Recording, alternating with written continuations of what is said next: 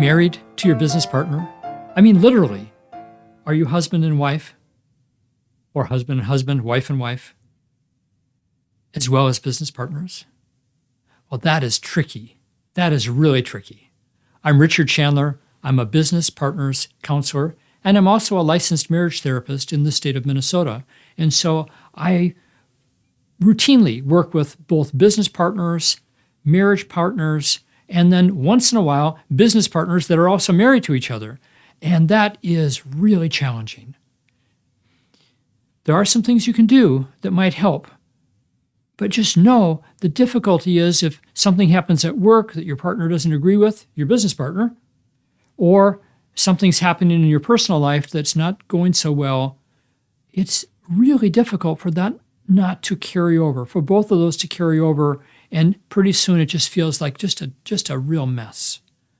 And that's challenging. Here's a couple things to consider.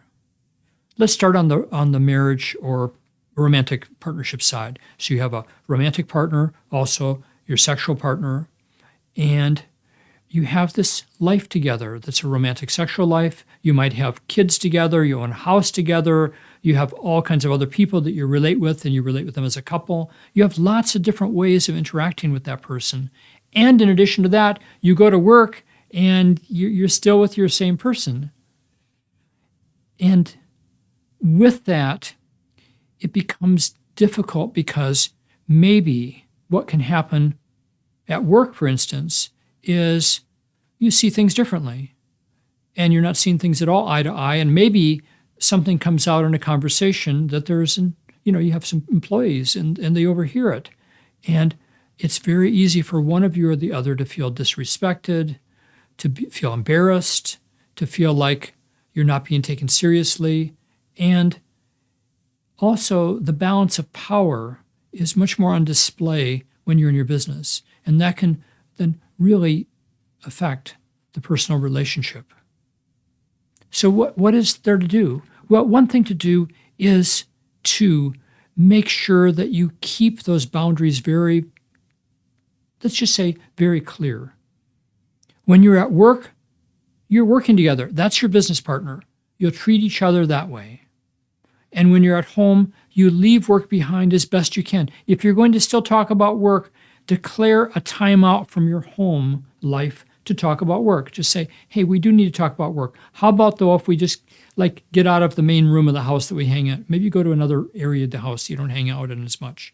Or you get outdoors and you do a walk or go for a drive so you can feel like you can talk about work and not have it be so present in your personal life. Because you need that break from your work life to your personal life in order to feel refreshed when you go back to work. So it's important to maybe do more environmental things that are different if you're going to talk about work while at home. And then when you go to work, have this feeling that no matter what's happening at home, that's your home life. It's different than your work life. And when you're at work, do your best to be very professional and very cordial and really honor your business partner as if you're not related to them, as you're not married to them. So there's no kind of below the surface stuff that kind of comes out in ways that really are not professional and would also affect other people that would overhear. So work with some of those things, just tighter boundaries, and be sure to declare it when you're going to talk about work at home. Declare, okay, let's take a time out from home. Or if you're at work and you have some home things to talk about, take a time out from that. Leave the work environment for a few minutes and talk about things that are personal.